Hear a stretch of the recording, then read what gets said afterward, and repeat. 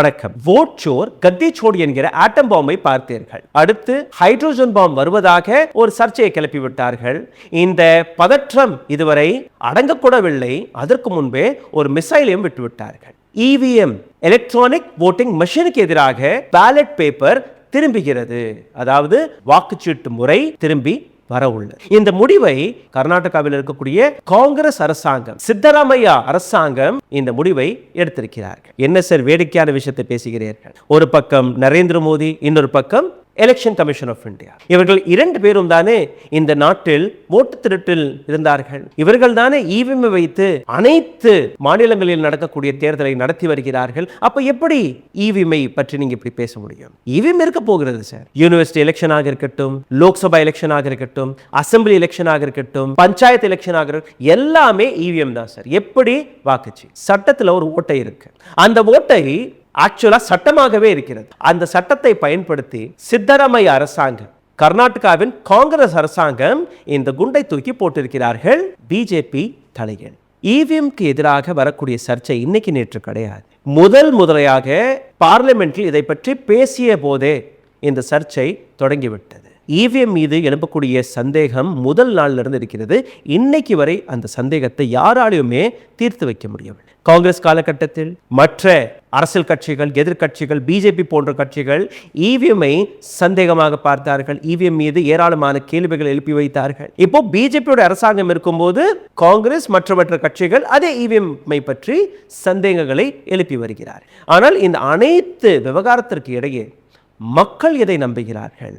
மக்கள் எப்படி இந்த தேர்தல் ப்ராசஸ் மீது நம்பிக்கையை வளர்க்க முடியும் என்கிற எந்த விதமான வேலையும் யாருமே பார்க்கவில்லை. வாக்குச்சீட்டு முறைதான் சரி என்கிற விஷயத்தை இந்தியாவில் இருக்கக்கூடிய நபர்கள் மற்றும் பேசவில்லை. உலக நாடுகளில் இருக்கக்கூடிய ஏராளமான வளர்ந்த நாடுகள் உட்பட இன்னைக்கு இவிஎம்ஐ தவிர்த்து வாக்குச்சீட்டு முறைதான் சரி என்கிற அந்த முடிவிற்கு வந்து விட்டார்கள். அது அமெரிக்காவாக இருக்கட்டும், ஜப்பானாக இருக்கட்டும், ஜெர்மனியாக இருக்கட்டும், யூரோப்பியன் யூனியன் இருக்கக்கூடிய ஏராளமான நாடுகளாக இருக்கட்டும், அனைவரும். செப்டம்பர் 3 சித்தராமையா, கர்நாடகாவின் சீஃப் மினிஸ்டர், இந்த முடிவை எடுத்திருக்கிறார். வரும் பஞ்சாயத் மற்றும் லோக்கல் பாடி எலெக்ஷனில் நாங்க வாக்குச்சீட்டு முறையை தான் பயன்படுத்த போகிறோம். எங்களுக்கு இவிஎம் தேவை அல்ல.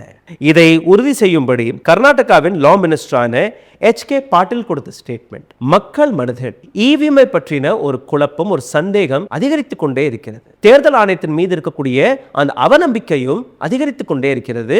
அப்போ மக்கள் மனதில் இருக்கக்கூடிய இந்த சந்தேகத்தை சரி கட்டுவதற்காக மக்கள் தேர்தல் ப்ராசஸ், தேர்தல் ஆணையத்தின் மீது நம்பிக்கையை வைக்க வேண்டும் என்கிற அந்த விஷயத்திற்காக தான் நாங்கள் இந்த பேலட் பேப்பரை தேர்வு செய்திருக்கிறோம். கர்நாடகாவின் ஸ்டேட் எலெக்ஷன் கமிஷனருக்கு கர்நாடகாவின் சித்தராமையா அரசாங்கம் இந்த ரெக்கமெண்டேஷனை கொடுத்திருக்கிறார்கள்.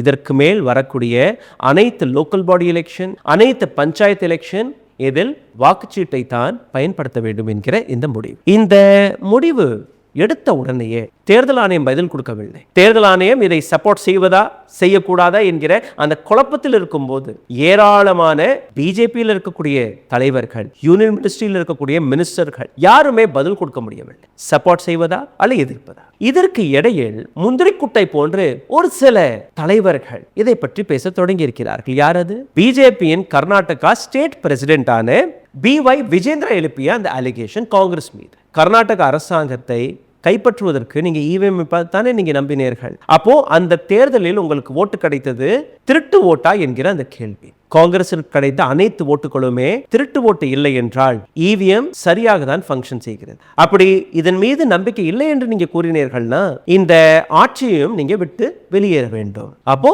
நம்புங்கள், இவிஎம் தான் சரி. வளர்ந்த நாடு, டெவலப்டு நேஷன்களில் இவிஎம் வைத்து தான் தேர்தலை நடத்தி வருகிறார்கள். நீங்க என்ன ஆதி காலத்தின் முறையை இப்பவும் கை ஆளலாம் என்று கூறுகிறீர்கள்? அந்த பதற்றத்தை உங்களால் புரிந்து கொள்ள முடியும். இவிஎம்ஐ விட்டு எப்படி தேர்தல் நடத்துவது என்றே அவர்களுக்கு புரியவில்லை. நரேந்திர மோடி தேர்தல் ஆணையம் இருந்து கூட ஒரு ஸ்டேட் எப்படி இந்த முடிவை எடுக்கலாம் என்கிற அந்த கேள்வி எந்த அளவில் இவர்கள் மனதில் அந்த பதற்றத்தை உருவாக்கி இருக்கிறது என்று நீங்களே பாருங்கள். த பிரசிடென்ட் பிஜேபಿ ಕರ್ನಾಟಕ ಪಾರುಗಳು. ಜಿಲ್ಲಾ ಪಂಚಾಯತ್, ತಾಲೂಕು ಪಂಚಾಯತ್ಗಳು ಇರ್ಬೋದು, ಈ ಲೋಕಲ್ ಬಾಡಿ ಚುನಾವಣೆಗಳಿಗೆ ಬ್ಯಾಲೆಟ್ ಪೇಪರನ್ನು ಬಳಸ್ತೇವೆ.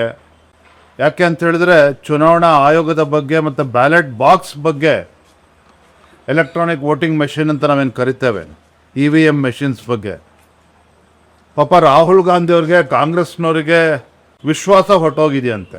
ಹಾಗಾಗಿ ರಾಜ್ಯದಲ್ಲಿ ಮುಂದಿನ ಚುನಾವಣೆಗಳು ಸ್ಥಳೀಯ ಚುನಾವಣೆಗಳನ್ನು ಬ್ಯಾಲೆಟ್ ಪೇಪರ್ನ ಬಳಸ್ತೇವೆ.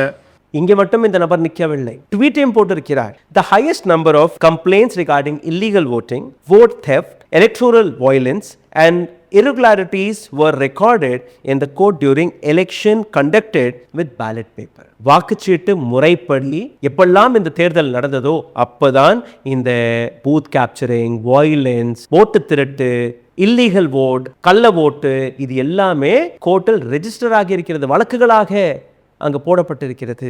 இந்த அனைத்துமே காங்கிரஸ் காலகட்டத்தில் நடந்தது. இது அவருடைய ஒரு ஸ்டேட்மெண்ட். இதற்கு பதில் கொடுக்கும்படி கர்நாடகாவின் டியூபிட்டி சீஃப் மினிஸ்டர் டி.கே. சிவகுமார் பதில் கொடுத்திருக்கிறார். Why are they so nervous? BJP ஏன் இவ்வளோ எங்ஸைட்டியாக இருக்கிறது, ஏன் இவ்வளோ பதற்றத்தில் இருக்கிறார்கள்? The authority to conduct local body election rests with the state government as clearly outlined in the constitution. இந்த நாட்டு கான்ஸ்டிடியூஷன் முறைப்படி, கான்ஸ்டிடியூஷன்ல எழுதியிருக்கக்கூடிய விஷயம், ஸ்டேட்ல நடக்கக்கூடிய panchayat election, local body election, இது ஒரு ஸ்டேட்டுடைய கன்சர்ன், ஸ்டேட்டுடைய அத்தாரிட்டி, அதிகாரம். அவர்கள் எப்படி நினைக்கிறார்களோ அப்படி அவர்கள் அதை நடத்தலாம். இது மட்டுமல்ல, இதே இடத்தில் இந்த புதிய சட்டத்தை கொண்டு வந்தார்கள் இல்லையா, இவிஎம்ல தான் இதற்கப்புறம் தேர்தல் நடத்த வேண்டும் என்று. அதே சட்டத்தில் இது மென்ஷன் ஆயிருக்கு. The state government has full authority to either opt for EVM or ballot paper. அந்த சட்டத்திலும் இது இருக்கு. அப்போ நாங்கள் பேலட் பேப்பரை தேர்வு செய்திருக்கிறோம், உங்களுக்கு என்ன பிரச்சனை? Why BJP have a problem with EVM? இந்த கேள்விக்கு அவர்களால் பதில் கொடுக்க முடியவில்லை. We choose ballot paper, what's wrong with that? There's nothing wrong in it and we stand firmly with our decision and this is our final decision. Karnataka அரசாங்கத்துடைய இந்த முடிவு. இதற்கு பின்பு என்ன? குழம்பிக் கொண்டிருக்கக்கூடிய பிஜேபி அவர்கள் அடுத்தபடியாக இதை ட்விஸ்ட் செய்யக்கூடிய வேலையில் இறங்கியிருக்கிறார்கள். என்னன்னு அதையும் நீங்க பாருங்க. பிவி விஜேந்திரா ராகுல் காந்தி மீது ஒரு அலிகேஷன் எடுத்து வைக்கிறார். ராகுல் காந்தி இந்த ஓட் சோர், கத்தி சோர், இது போன்ற விஷயத்தை வைத்து ஒரு சைல்டிஷ், சின்ன குழந்தை பேனா பென்சில் தொலைஞ்சு போனது என்று அந்த கம்ப்ளைண்ட், அதுதான் இது. இதுல எந்த விதமான ப்ரூஃபும் இவர்களால் காட்ட முடியவில்லை. வெத்து வேட்டு போன்ற ஒரு விஷயம் தான் இது. ஸோ நீங்க நம்பாதீர்கள். இவர்களுக்கு அந்த நம்பிக்கை இருந்தது என்றால் let them come back with EVM என்கிற அந்த விஷயத்தை அவர் எடுத்து வைக்கிறார். Congress has dragged the question of democratic faith and trust to the level of insulting a technology. Congress எவ்வளவு கீழ்த்தரமான வேலையை பார்த்துருக்கு நீங்க பாருங்க. டெக்னாலஜியே அவர்கள் சேலஞ்ச் செய்து விட்டார்கள். That means EVM is a technology. அந்த டெக்னாலஜி மீது உங்களுக்கு நம்பிக்கை கிடையாதா? அதனால் நீங்க இன்னைக்கு பேலட் பேப்பரை வைத்து தேர்தலை நடத்தும்படி கூறி வருகிறீர்கள். This is what he said. While the country and the world are rapidly advanced with technology, the Karnataka Congress government is insulting it. ஒட்டுமொத்த உலகமே டெக்னாலஜியை பயன்படுத்தி மிகப்பெரிய சாதனைகளை படைக்கும் போது கர்நாடகா காங்கிரஸ் அரசாங்கம் அதை இன்சல்ட் செய்து வருகிறார்கள், அவமானப்படுத்தி வருகிறார்கள். EVM தான் சரி என்கிற அந்த விஷயத்தை அவர் எடுத்து வைக்கிறார். யார்? பிஜேபியின் கர்நாடகா ஸ்டேட் பிரசிடென்ட். இந்த இடத்தில் கர்நாடகாவின் ஃபார்மர் சீஃப் மினிஸ்டர், பிஜேபியின் சீனியர் லீடர் ஜெகதீஷ் ஷெட்டார், அவருடைய அறிவிற்கு நாம் அனைவருமே செல்யூட் கொடுக்க வேண்டும். எப்படியெல்லாம் இவர்கள் ப்ராபகண்டாவை பரப்புகிறார்கள் அதை நீங்க பாருங்கள். அவர் கொடுத்த ஒரு statement, almost all countries in the world have abandoned the ballot paper system and adapted EVM. ஒட்டுமொத்த உலகத்திலேயே ஆல்மோஸ்ட் அனைத்து நாடுகளுமே இந்த பேலட் பேப்பரை உதறிவிட்டார்கள்.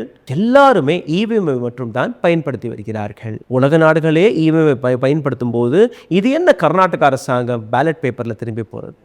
அடுத்த பதற்றத்தை நீங்க பாருங்க. இவருடைய கொஞ்சம் அறிவு, மற்ற பக்தர்கள் யாரெல்லாம் இந்த EVM-ஐ சப்போர்ட் செய்கிறார்களோ அவர்களுக்கான ஒரு மெசேஜ், ஒரு இன்ஃபர்மேஷன்.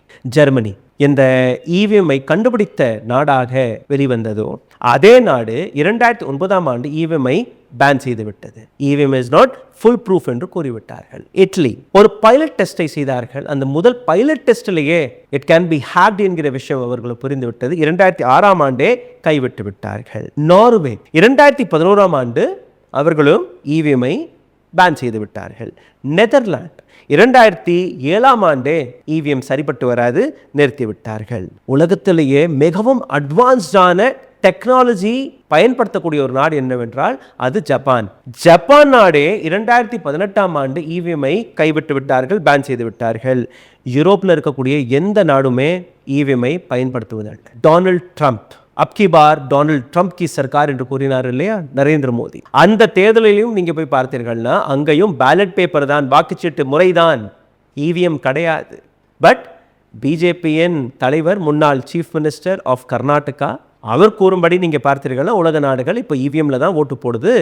நீங்க என்ன வாக்குச்சீட்டை பற்றி பேசுகிறீர்கள்? இந்த பதற்றம் எதற்காக இந்த பயம்? டெமோக்ரஸி மீது நம்பிக்கை இருந்தால், உங்களுடைய அரசியல் கட்சி மீது நம்பிக்கை இருந்தால், நீங்க செய்த வேலையில் மீது நம்பிக்கை இருந்தால் மக்கள் உங்களுக்கு நிச்சயமாக ஓட்டு போடுவார்கள். அது இவிஎம் ஆக இருக்கட்டும் அல்ல பேலட் பேப்பராக இருக்கட்டும். பேலட் பேப்பர் மீது மக்களுக்கு இருக்கக்கூடிய நம்பிக்கை இவிஎம் மீது இல்லை என்பதுதான் இங்க பிரச்சனை. அப்போ மக்களுக்கு எதில் நம்பிக்கை இருக்கிறதோ அதை தானே நீங்க பயன்படுத்தணும். இப்போ பேலட் பேப்பரை கொண்டு வந்திருக்கிறார்கள். இந்த பேலட் பேப்பரில் நடப்பதில் உங்களுக்கு என்ன பிரச்சனை? நீங்க நல்லா பாருங்க, இப்போதான் சோஷியல் மீடியா இருக்கு, டெலிவிஷன் மீடியா இருக்கு. எங்க ஒரு சிறிய தவறு நடந்தாலும் நீங்க அப்படியே வீடியோ படம் போட்டு காட்டலாம். வாக்குச்சீட்டை எண்ணும் போது தவறுகள் நடக்கும்போது அதை நீங்க எடுத்து காட்டலாம். சிசிடிவி ஃபுட்டேஜ் அதை நீங்க கொடுக்க மாட்டீங்க, ஏன்னா 45 நாட்களுக்குள்ள அது சிசிடிவி ஃபுட்டேஜ் எல்லாம் delete பண்ணணும்னு சொல்லியிருக்காங்க இல்லையா. But still you can validate many things through ballot paper. What is your problem? But we have a problem. இதுதான் தேர்தல் ஆணையத்திற்கு எதிராக சித்தராமையா எடுத்த ஒரு மிசைலா அல்ல பிஜேபியை சிக்க வைப்பதற்காக இந்த முடிவை காங்கிரஸ் எடுத்த இன்னொரு சிறிய மிசைலா? இந்த முடிவிற்கு பின்பு எந்த விதமான ரியாக்ஷன் பிஜேபி தரப்பிலிருந்து இன்னும் அதிகரிக்க போகிறது என்று நீங்க பார்க்க வேண்டும். பேலட் பேப்பர் சரியா தவறா?